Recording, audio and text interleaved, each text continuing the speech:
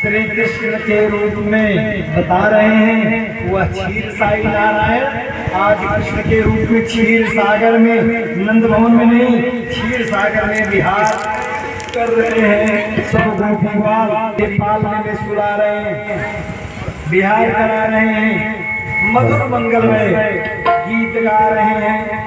तो सब लोग हम लोग भी मिल करके आइए पालने में जो है बिहार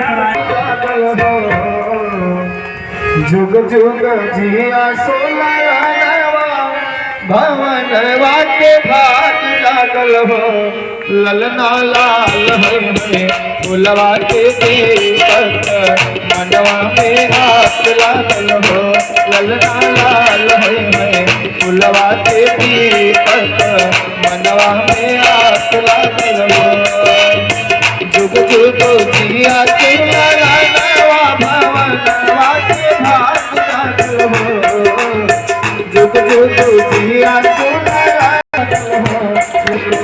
मनवा में हाथ लागल हो।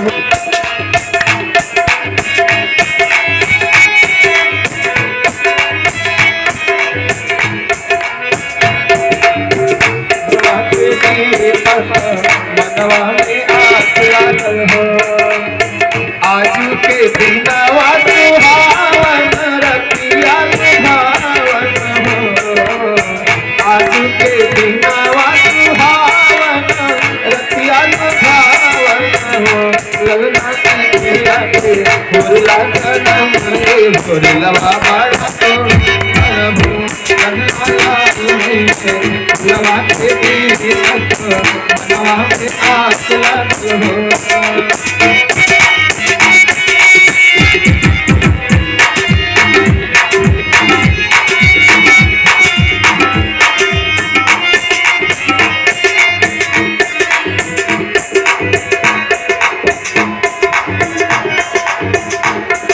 नकिया का हवे कैसे बात है नकिया का माई के हो नकिया का हवे कैसे बात है अखिया का माई के हो ललना भगवान कहना सुरो से करो ललना लवा के दीपक मनवा में हाथ लागल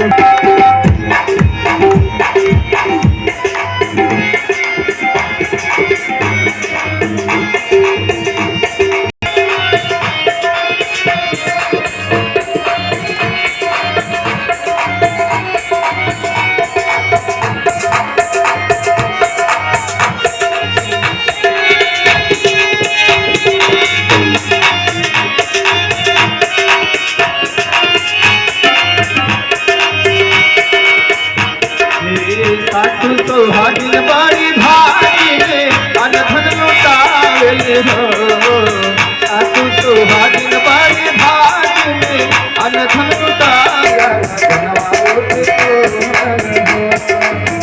जुग जुग जिया सोलवा भवनवा के भाग जुग जुग जिया सोलवा भवनवा के भाग फुलवा के दीपक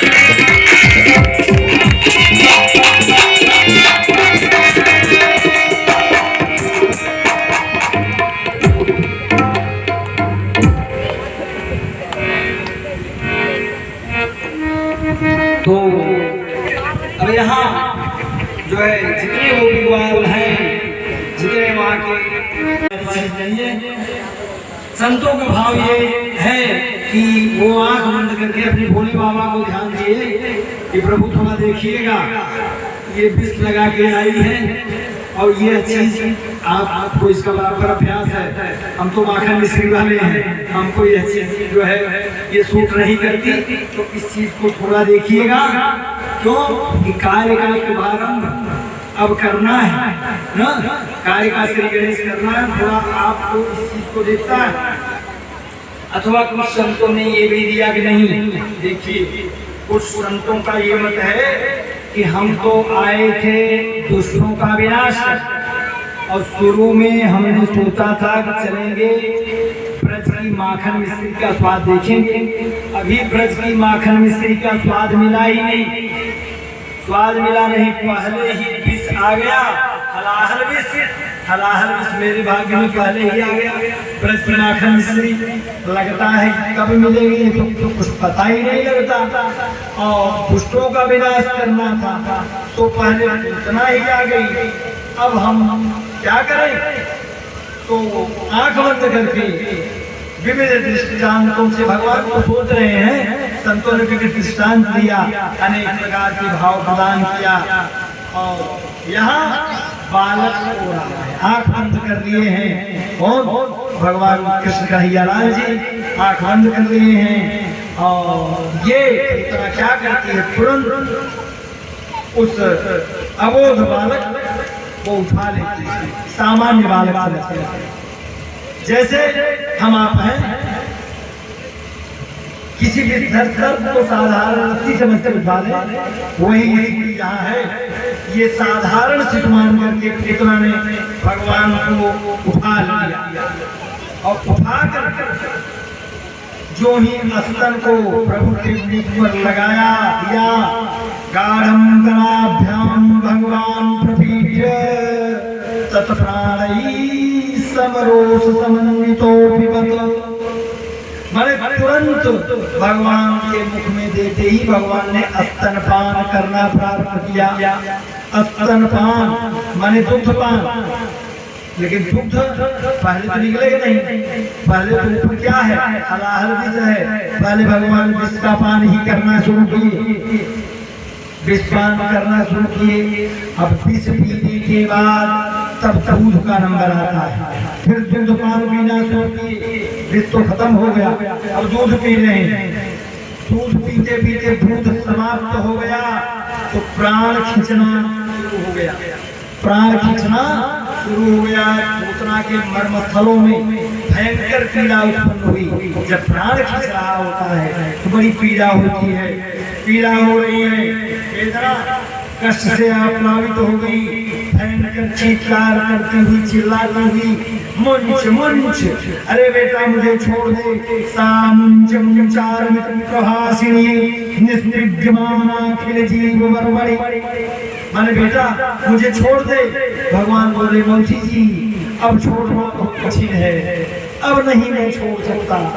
अरे अपने राम तो जल्दी से किसी को पकड़ते नहीं, किसी को पकड़ते ही नहीं, और जब किसी को पकड़ लिए तो फिर छोड़ने का नाम नहीं लेते मौसी जी। अब चिंता मत करो, अब जीवन में कभी छोड़ना ही नहीं है, अब मैं छोड़ूंगा नहीं। यह जीवन जब तक है तुम्हारा, माने जीवन चला जाएगा मैं छोड़ूंगा। उतना जो है तुरंत भगवान को गोद में लेकर भागती है, बाहर निकल लेकर दौड़ती है, और विशाल जो है शरीर बना ली माया का। क्यों छूट नहीं थे भगवान, छोड़ नहीं देते। भगवान का प्राकृतिक शिशु स्वरूप था, वो तो विशाल देह बना के छोड़ देगा, ये प्राकृतिक को खींच करके। लेकिन भगवान तो सर्वांतर्यामी, उनसे कहा बचना, छोड़ा नहीं। भगवान ने खींचा, प्राण खींच गया, प्राण खींच गया, पूतना थम से धड़ाम से जो है धरती पर गिर गई। अब पूतना विशाल देह को लेकर के जब धरती पर गिरी तो पूतना के गिरने से धरती हिल जाती है, धरती में कंपन हो गया, दसों दिशाएं चीत्कार करती है, आवाज आने लगती है। सुखदेव बाबा कहते हैं परीक्षित, पूतना ने इतना विशाल शरीर बनाया कि पूरा 6 कोस तक के जितने भी वृक्ष सब टूट के चकनाचूर हो गए, गिर गए, धराशायी हो गए। पतमानोऽपि तद्देहः त्रिगभ्युं तदध्रुवान् चूडयामास राजेन्द्र महत्तासीत् तदद्भुतम्। देखिए पतमानोऽपि माने वो गिर गए 6 कोस तक के वृक्ष। और गभ्युति कहते हैं 2 कोस को गभ्युति, और त्रिगभ्युति माने 6 त्रिगभ्युति माने 6 कोस तक के जितने भी वृक्ष थे वे सब गिर गए, धराशायी हो गए, उनके चकनाचूर हो जाते हैं। इतना भयंकर शब्द हुआ कि मैया यशोदा घबरा जाती। उनके जरिए हुआ क्या हुआ, दौड़ के देखते हैं कि पालने में हमारा कन्हैया नहीं, कहाँ गया। सब लोग दौड़े लगे, सब लोगों में विकलता छा गई। दौड़ करके बाहर देखते हैं, बाहर कि ये छोरा कहाँ गया। अब देखते हैं थोड़ी दूर पर तो उसका विशाल पूतना का विशाल जो है शरीर पर्वताकार शरीर पड़ा हुआ है, और उसके पेट कृष्ण कन्हैया लाल जो है खेल रहे हैं। वहां पर कन्हैया लाल खेल रहे हैं। मैया तुरंत वहां से ले आकर किसी तरह से गोपी बालों के सहारे उतरवाती है, उसके शरीर से उतार करके ले आती है। और मैया अपना दूध तुरंत पिलाती है, दूध पिलाने लगती है। कन्हैया ने दूध पिया, लेकिन तब जब दूध बराबर आसानी से दूध का पान बच्चा करने लगता है, मैया सोचती है चलो हमारा बेटा ठीक है, कोई दिक्कत नहीं, दूध पिया। अब मैया जो है लेके आती है तुरंत, उसके समझ में नहीं आता कैसे वो पहुंच गई। अब जो है जितने गोपी बाल वहां थे सब लोग अपना अपना अंदाज लगाते हैं, को लेके भाग रही होगी राक्षसी, गिर गई। किसी ने कहा ठोकर लग गई तब गिर गई।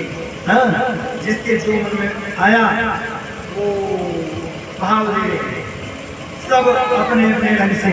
तो गैया के पास ले आए, गाय के गोबर में दूध दही घी पंचगव्य बनाया जाता है। यहाँ भी कुछ जन बैठे हैं, पंचगव्य बहुत कौन सी चीज है। पंचगव्य से नहलाया गया कृष्ण कन्हैया लाल को, फिर पंचगव्य में नहला करके गाय की पूंछ से कन्हैया लाल को झाड़ा दिया गया। आज मैया वो क्या करती है, ब्राह्मणों को बुलाती है, बाल रक्षा कवच का मंत्र है, उस मंत्र का पाठ करते हुए गाय के पूंछ से झाड़ा करती है। आज भी बच्चों को नजर छोड़ा इत्यादि जो कुछ भी होता है तो गाय के पूंछ से अगर झाड़ा किया जाए तो बहुत जल्दी आराम मिलता है। जान बढ़िया आध्यात्मिक शक्ति होती है। और यहाँ बाल रक्षा कवच यानी भगवान के मंत्र से ही भगवान को झाड़ा दिया। दिव्य बात, भगवान का ही नहीं भगवान पर प्रयोग किया जा रहा है ना। अब ये जान लीजिए, जब झाड़ा दिया गया तभी सांस में सांस आई, चलो अब बच्चा सुरक्षित है। अब इधर नंद बाबा धीरे धीरे पहुंच गए। ग्वालों ने देखा दौड़ के कहा नंद बाबा से, कहा अरे बाबा तुम तो मथुरा चले गए, मानो गोकुल पर आफत ही आ गई। कहा अरे क्या हुआ भाई, देखो आगे सब जब आगे आए तो पूरा जो है देखा जो है ये जो है विशाल का है पर्वताकार देह राक्षसी की बड़ी बड़ी। कहा देखो ये पता नहीं कैसे राक्षसी आ गई, ये लेके भाग रही थी, आराम से गिर गई कन्हैया को और कुछ हुआ नहीं, कन्हैया बिल्कुल सुरक्षित है। नंद बाबा बोल दिए हाँ देखो भाई अब तो मेरी समझ में आ गया। नंद बाबा ने कहा कि वसुदेव नंबर 1 का ज्योति है, वसुदेव ने मुझे वही कहा था आपके यहाँ कुछ आफत आने वाली है, आफत आने वाली है, आप यहाँ रुको मत, तत्काल तुरंत घर जाओ। मैं पहुंचा नहीं तो यहाँ पर आ गई आफत, लेकिन कोई बात नहीं है, ये बात सुरक्षित है। तो अब इसका क्या किया जाए। कहा नंदराज ने कहा देखो विशालकाय शरीर है, इसके हर अंग को कुल्हाड़ी से काटो और जितने वृक्ष के गिरे हैं, जितने भी गिरे हैं कटे हुए वृक्षों को इसके शरीर के ऊपर पूरा लगा और पूरा जो है आएगा जो जल के राख हो जाए। क्यों? पूतना का शरीर छक उसमें गिरा था जान। और ये जान लीजिए एक तरह से कि मथुरा गोकुल का जो रास्ता था वो जाम हो गया।